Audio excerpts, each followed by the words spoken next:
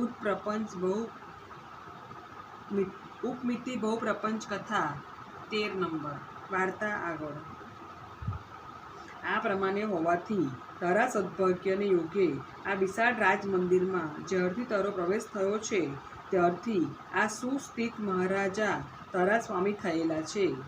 હવે તારે મારા વચનથી શુદ્ધ આત્મા વડે જ્યાં સુધી તું જીવે ત્યાં સુધી આ રાજાને તારા મહારાજા તરીકે નાથ તરીકે સ્વીકારી લેવા। જેમ જેમ તું તેઓના ગુણનો ઉપભોગ કરતો જઈશ તેમ તેમ તારા શરીરમાં જે અનેક રોગો થયેલા છે તે નરમ પડતા જશે। તને જે રોગો થયેલા છે તેને ઘટાડવાનો અને તેનો છેવટે સર્વથા નાશ કરવાનો ઉપાય સદર હું ત્રણેય ઔષધોનો વારંવાર ઉપયોગ કરવો એ જ છે। તેથી હે ભાઈ, સર્વ પ્રકારના સંશયને છોડી દઈને આ રાજભવનમાં નિરાતે રહે અને દરેક વખતે વારંવાર અંજન, જળ અને અન્નનો ઉપયોગ કર। એવી રીતે એ 3 ઔષધોનો ઉપયોગ વારંવાર કરવાથી તારા સર્વ રોગો મૂળમાંથી નાશ પામી જશે અને તું એ મહારાજાની વિશેષ સેવા કરતાં કરતાં આખરે પોતે પણ નૃપોત્તર એટલે કે મહારાજા થઈ જઈશ। આ તદ્યાને હું ભલામણ કરું છું તે તને દરરોજ 3 ઔષધો આપતી રહેશે।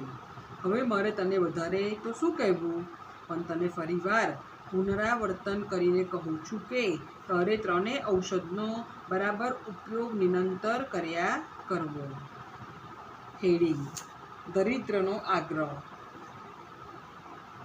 27 નંબર ધર્મબોધકર મંત્રીની ઉપરની વાત સાંભળીને દરિદ્રી ખુશી થઈ ગયો અને મનમાં વિચાર કરીને બોલ્યો, સ્વામી, આપે આટલી બધી વાત કહી તો પણ હજુ હું મારા તુચ્છ ભોજન ત્યજી શકતો નથી।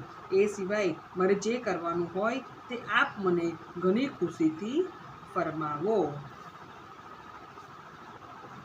હેડિંગ: ઉપદેશકની ગંભીરતા।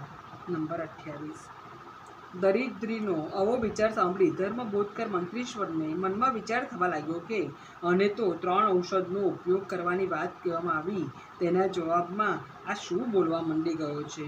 પણ અરે, હવે સમજાય છે કે અત્યારે તેના મનમાં એવો જ વિચાર ચાલે છે કે હું હાલ તેની સાથે જ વાત કરું છું તેમાં મારો ઉદ્દેશ ગમે તેમ કરીને તેની પાસેથી તેના ખરાબ ભોજનનો ત્યાગ કરાવવાનો છે।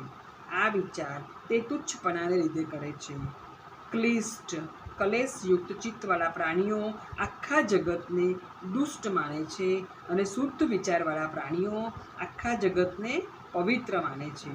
આવી રીતે પોતાના પ્રયત્નો ખોટા અર્થદરિદ્રીને કરતો જોઈ ધર્મબોધકર જરા હસ્યા અને તેને કહ્યું, ભાઈ, તું જરા પણ ગભરાઈશ નહીં। હું તારી પાસેથી તારું અન્ન હાલ છોડાવવા માંગતો નથી।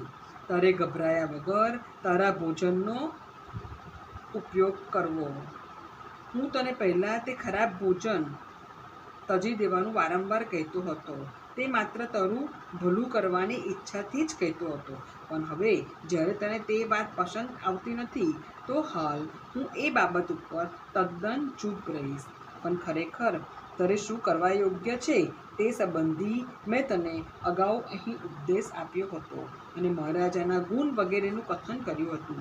તેમાંથી કાંઈ તે તારા હૃદયમાં ધારણ કર્યું છે કે નહીં? ભિખારીની કબૂલાતો। 29 દરિદ્રીએ કહ્યું,